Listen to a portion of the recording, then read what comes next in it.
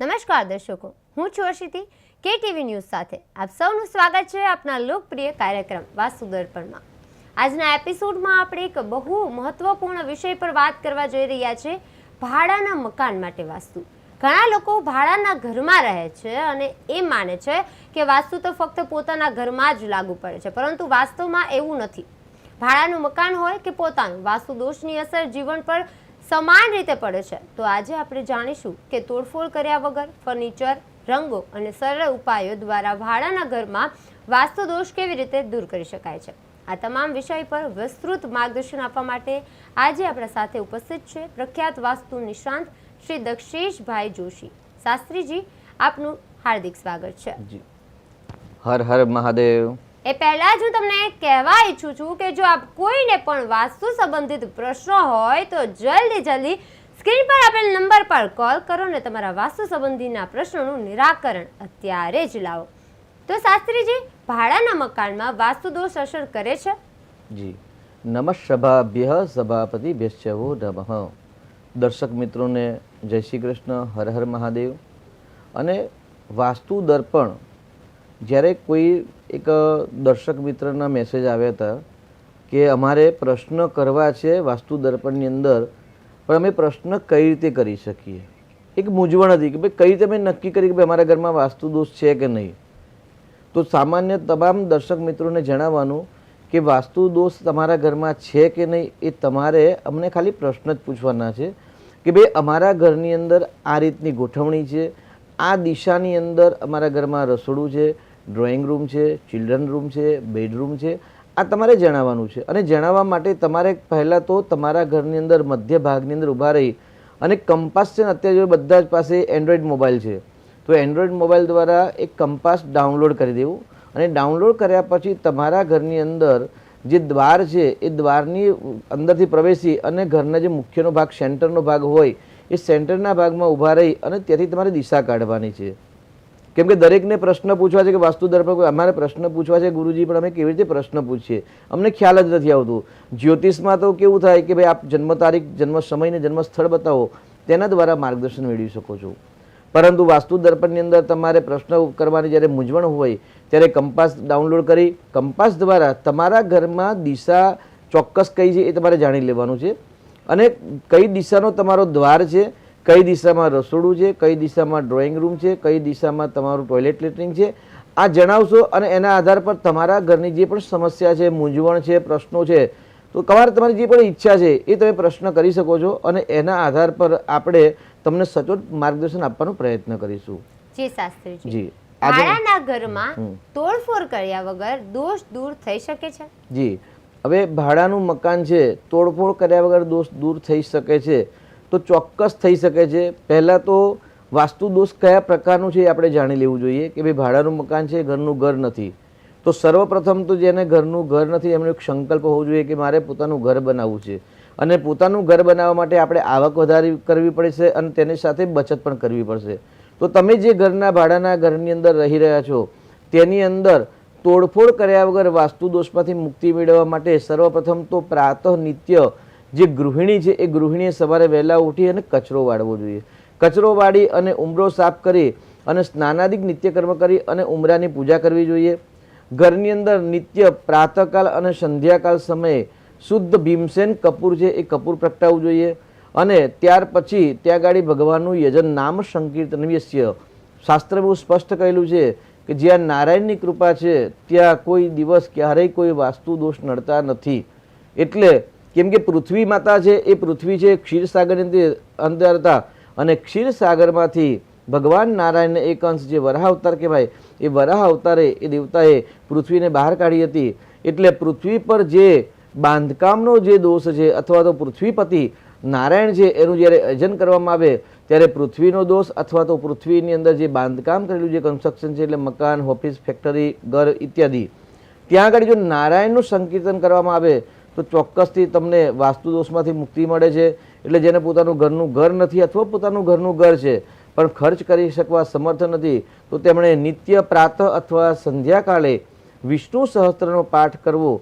જો વિષ્ણુ સહસ્ત્રનું શુદ્ધ ઉચ્ચારણ આપણે ન ફાવતું હોય તો વિષ્ણુ સહસ્ત્રના 1000 નામ છે ઓમ વિશ્વસ્મય નમઃ, ઓમ વષટ્કારાય નમઃ, ઓમ ભૂતભવ્ય પ્રભવે નમઃ, ઓમ ભૂતકૃતે નમઃ, ભૂતભૃતે નમઃ ઇત્યાદિ જે 1000 ભગવાન શ્રી હરિ નારાયણના નામ છે, 2 અગરબત્તી અને એક શુદ્ધ ઘીનો દીવો કરી અને ત્યાં આગળ જો આ 1000 નામનું રટન કરવામાં આવે તો શ્રી હરિ નારાયણની કૃપાથી કોઈ પણ ખર્ચ વગર, તોડફોડ વગર ભાડાના મકાનમાં વાસ્તુ દોષથી મુક્તિ મેળવી અને પોતાનો જે મનનો સંકલ્પ છે કે મારું ઘરનું ઘર થાય, એ સંકલ્પ ચોક્કસ શ્રી હરિ નારાયણની કૃપાથી દૂર થાય છે.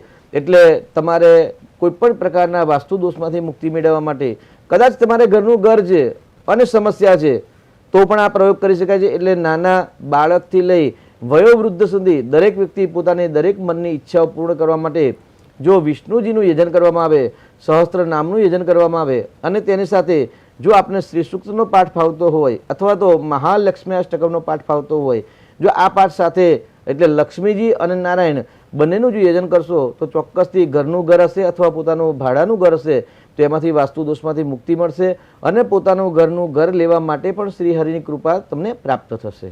સર, તમારે પણ આવા પ્રશ્નો છે? જો હા હોય ને તો જલ્દી સ્ક્રીન પર આપેલ નંબર પર કોલ કરો ને તમારા પ્રશ્નનું અત્યારે હાલ જ નિવારણ લાવો. તો શાસ્ત્રીજી, ભાડાના મકાનમાં મુખ્ય દરવાજો ખોટી દિશામાં હોય તો શું કરવું જોઈએ?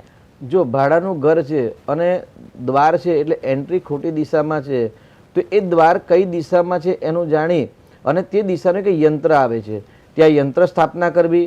અત્યારે સામાન્ય બધા લોકો ત્યાં આગળ દ્વાર પર ગણેશજી બેસાડતા હોય, હનુમાનજી બેસાડતા હોય, ઘોડાની નાળ બેસાડતા હોય છે, પરંતુ 8 દ્વાર છે એક દિશાના અને 4 દિશાના એટલે 8 દુ 16 અને 16 દુ 32.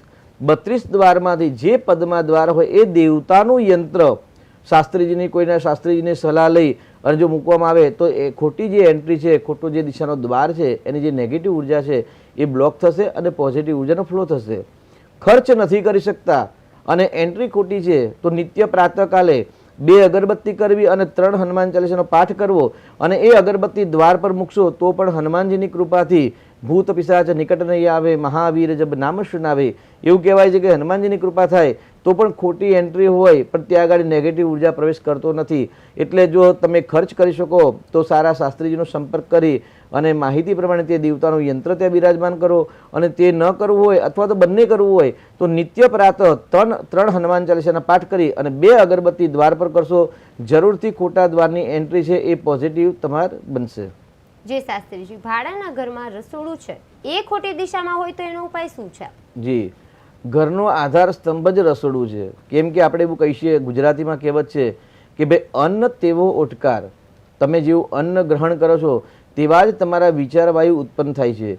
જો આપણા ઘરનું ભાડાનું ઘર છે, ખોટી દિશામાં રસોડું છે એટલે પૂર્વાભિમુખ નથી અથવા તો ઈશાન કોણામાં છે તો સર્વપ્રથમ તો એવા ઘરનો ત્યાગ કરવો જોઈએ, એટલે ઘર બદલી નાખવું જોઈએ. પરંતુ આર્થિક સમસ્યાના કારણે અથવા તો એગ્રીમેન્ટના કારણે જો તમે ઘર નથી બદલી શકતા તો તમારા ગેસના બર્નર છે એ બર્નરના નીચે એટલે જે પ્લેટફોર્મ છે, પ્લેટફોર્મનો જો પથ્થર બ્લેક હોય તો વ્હાઇટ કલરનો પથ્થર અથવા તો યલો કલરના પથ્થરના 2 ટુકડા ત્યાં મૂકવા અને ત્યાં આગળ નિત્ય શુક્ર મહારાજ એટલે અગ્નિદેવનો ત્યાં દીવો કરવો, અગ્નિનારાયણનો, અને પ્રાતઃ અને જેટલું બને એટલું વધારે સમય જો દીવો ચાલુ રહે એવો પ્રયત્ન કરવો. કેમ કે અગ્નિ ખૂણાની અંદર રસોડું હોય અને જો પ્રોપર દિશામાં રસોડું ન હોય તો આર્થિક ઉન્નતિ નથી થતી. તો તમારા ઘરની અંદર જો રસોડું દૂષિત જગ્યાએ છે અને ભાડાનું ઘર છે તો પહેલાં તો ઘર બદલવું જોઈએ. તે શક્ય ન હોય તો અગ્નિ ખૂણાની અંદર દીપ પ્રાગટ્ય કરશો તો પણ એ દોષમાંથી સામાન્ય આપણને રાહત પ્રાપ્ત થશે. જે શાસ્ત્રીજી, ભાડાના ઘરમાં ભગવાનનું સ્થાન છે એ ક્યાં રાખવું જોઈએ?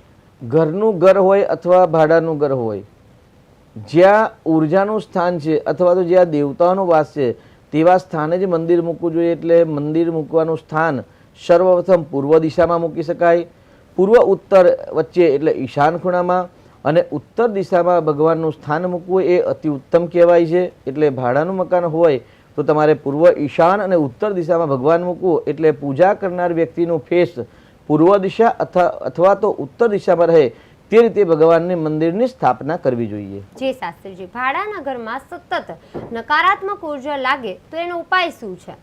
જ્યારે નકારાત્મક ઉર્જા થાય તો નકારાત્મક ઉર્જાના લક્ષણ શું છે? તો જે કામકાજ કરો છો એ કામકાજની અંદર તમને સફળતા ન મળે, નવા કામ ન મળે, શરીર દુખે, આળસ, પ્રમાદ ઉત્પન્ન થાય, ઘરની અંદર ગૃહ ક્લેશ કંકાસ થાય, બાળકો કહ્યામાં ના રહે, બાળકો ભણવા છતાં પણ તેમને સારું પરિણામ ન પ્રાપ્ત થાય. આ જે દૈનિક દિનચર્યા છે એ દિનચર્યાની અંદર જ્યારે નેગેટિવ ઉર્જા ક્લેશ કંકાસ થતો હોય તો ચોક્કસ તમારે સમજી લેવાનું કે ભાઈ તમારા ઘરની અંદર વાસ્તુ દોષ છે, વાસ્તુ દોષ છે. ગૃહિણીને કોઈ પણ સમસ્યા ન હોવા છતાં પણ આળસ પ્રમાદ થાય, ક્લેશ કંકાસ થાય, પેટમાં દુખાવો થવો એટલે ઉદર પીડા થવી, શૂલ પીડા થવી, અચાનક ધન નુકસાન થવું, આ બધા જ ભાડાના ઘર અથવા તો પોતાના ઘરની અંદર નેગેટિવ ઉર્જાનું કારણ છે. તો જે સારા વાસ્તુના નિષ્ણાત છે તમારા જે શહેરમાં રહેતા હોય તેમનો સંપર્ક કરી, નહીં તો અમારો સંપર્ક કરીને તમે એક વાસ્તુ ઘરનું કન્સલ્ટ કરાવી અને કઈ દિશા કઈમાં કઈ જગ્યાએ નેગેટિવ ઉર્જા છે, કે આ બાંધકામ નથી અથવા તો પ્રોપર ગોઠવણી નથી અથવા તો ચોક્કસ દિશામાં આપણો બેડરૂમ નથી, ચિલ્ડ્રન રૂમ નથી, કિચન નથી, ટોયલેટ લેટ્રિન નથી, જે નથી જેના કારણે નેગેટિવ ઉર્જા ઉત્પન્ન થાય છે એની રેમેડીઝ કરાવો, એના ઉપાય કરાવો અને ચોક્કસ વાસ્તુ દોષમાંથી મુક્તિ મેળવો. અને જો ભાડાનું ઘર છે અને વધારે પ્રોબ્લેમ થાય છે તો જરૂરથી એ ઘર તમે બદલી નાખો. અને આ બધા જ પ્રયત્ન કરવા છતાં પણ જો તમને સફળતા નથી મળી તો ભગવાન સત્યનારાયણની કથાનું વર્ષમાં એક વખત ઘરની અંદર પાઠ કરાવો. એટલે સત્યનારાયણ કથા કરાવવામાં આવે તો પણ તે નેગેટિવ ઉર્જા છે એ ઉર્જામાંથી આપને મુક્તિની પ્રાપ્તિ થશે. જી શાસ્ત્રીજી, શું તમારે પણ આવા પ્રશ્નો છે? જો હોય તો જલ્દી સ્ક્રીન પર આપેલ નંબર પર કોલ કરો અને તમારા પ્રશ્નનું અત્યારે જ નિવારણ લાવો. ત્યાર પછી શાસ્ત્રીજી, ભાડાના મકાનમાં તિજોરી છે એ ક્યાં રાખવી જોઈએ? જી, તિજોરી એટલે મુખ્ય છે, કેમ કે અર્થ આવો, પૈસા આવવા અને પૈસાનો સંગ્રહ કરવો. આપણે સામાન્ય જોતા હોઈએ કે ગૃહિણીઓની આદત હોય કે છુપાઈને પૈસા રાખવાના, પરંતુ એ આદતના કારણે લક્ષ્મી ધન છે ને ગુંગળાઈ જાય છે. કઈ દિશામાં પૈસા મૂકવા બહુ મહત્વનો પ્રશ્ન છે, કેમ કે જે ધન મૂકવાથી ધનની વૃદ્ધિ થવી જોઈએ. ઘણી જગ્યાએ એવી જગ્યાએ મૂકવામાં આવતા હોય કે જે એમને મૂકનાર વ્યક્તિને પણ પૈસા ન મળે કે મેં ક્યાં મૂક્યા છે, જેના કારણે ધન આવવાનું અટકી જાય છે. સર્વસામાન્ય પૂર્વ દિશાના માલિક છે ઇન્દ્ર દેવતા છે અને જ્યારે ઉત્તર દિશાના માલિક છે કુબેર દેવતા છે. તો આપણા ઘરની જે તિજોરી છે એ તિજોરી પૂર્વ દિશામાં ખુલે અથવા તો ઉત્તરાભિમુખ ખુલે તે રીતે સ્થાપના કરવી જોઈએ. એટલે પશ્ચિમની અંદર અને દક્ષિણ દિશાની અંદર જ્યારે કુબેરનું પદ છે અને જે ઇન્દ્રનું પદ છે એ પદના સામે ખુલે એવી વ્યવસ્થા થાય એ રીતે જો તિજોરી મૂકવામાં આવે તો ચોક્કસથી તમારું ધન સંગ્રહ પણ થાય છે, ધનની વૃદ્ધિ પણ થાય છે અને નવા ધન આગમન થવાના સ્ત્રોત પણ આપણા ઘરની અંદર વધતા હોય છે. એટલે ખાસ ચોક્કસ દરેક ગૃહિણીઓએ ધ્યાન રાખવું કે ભાઈ આપણે ગમે તે જગ્યાએ પૈસા મૂકવા નહીં. સ્ત્રીઓને પર્સ ઇત્યાદિના વધારે શોખ હોય એટલે એમના ઘરની અંદર એમના પોતાના પાસે 10-15 પર્સ હોય છે. તો દરેક પર્સની અંદર 5-10 રૂપિયા, 100 રૂપિયા, 200 રૂપિયા મૂકેલા હોય છે અને દરેક દિશામાં અલગ અલગ હોય છે. ચોક્કસ દિશામાં જ્યારે પર્સ મૂકવામાં આવે તો ચોક્કસથી ધનની વૃદ્ધિ થાય છે, પરંતુ નેગેટિવ જગ્યાએ અથવા તો જે નેગેટિવનો સ્ત્રોત છે એવા સ્થાને જો પર્સ મૂકવામાં આવે તો પણ ગૃહિણીને અર્થનું નુકસાન થાય છે. એટલે પૈસાનો ખર્ચ વધી જાય છે અથવા તો આવક ઘટી જાય છે. એટલે તમારા ઘરની અંદર જો તિજોરી મૂકવી છે તો તમારે ખાસ ધ્યાન રાખવાનું કે ભાઈ પૂર્વ દિશાના ઇન્દ્રના પદની અંદર તિજોરીનું મુખ ખુલે અથવા તો ઉત્તર દિશાના કુબેરના પદમાં તિજોરીનું મુખ ખુલે. તે રીતે જો તિજોરી રાખશો તો ધન સંગ્રહ પણ થશે અને ધનની વૃદ્ધિ પણ થશે. જી શાસ્ત્રીજી, હવે ભાડાના મકાનમાં ગયા અને એ પછી સફળતા નથી મળતી તો એના પછીના ઉપાય શું હોય છે? સર્વપ્રથમ જ્યારે સફળતા ન મળે તો બે પ્રકાર હોય છે. એ જમીનની મકાનની ઉર્જા નેગેટિવ હોય અથવા તો તમારા માટે એ જગ્યા અનુકૂળતા નથી. જો જગ્યા અનુકૂળતા ન હોય અને સતત પ્રયત્ન કરવામાં આવે તો પણ સફળતા નથી મળતી તો એમાં પ્રાથમિક ધોરણે તો તમારે એ જગ્યા જ બદલી નાખવી જોઈએ. એટલે સ્થાન છોડીને બીજા સ્થાને તમારે રહેવા જવું જોઈએ. એ શક્ય નથી તો પછી તમારા નજીકમાં રહેતા કોઈ સારા વાસ્તુશાસ્ત્રનો સંપર્ક કરી અને વાસ્તુ કન્સલ્ટ કરાવી અને જ્યાં સુધી ભાડાના ઘરમાં આપણે રહીએ ત્યાં સુધી નેગેટિવ ઉર્જાનો પ્રોટેક્શન કેવી રીતે પ્રાપ્ત કરવું તે સલાહ લઈ અને આગળ વધશો તો જરૂરથી આપણે સફળતાની પ્રાપ્તિ થશે. જી શાસ્ત્રીજી, ભાડાના ઘરમાં અરીસો ક્યાં ન રાખવો જોઈએ? ભાડાનું ઘર હોય સામાન્ય ગૃહિણીઓને અથવા આપણે દરેક ઘરની અંદર અત્યારે ક્રેઝ છે કે ભાઈ બાથરૂમની અંદર પણ ટોયલેટ લેટ્રિનની અંદર પણ અરીસો રાખતા હોય છે.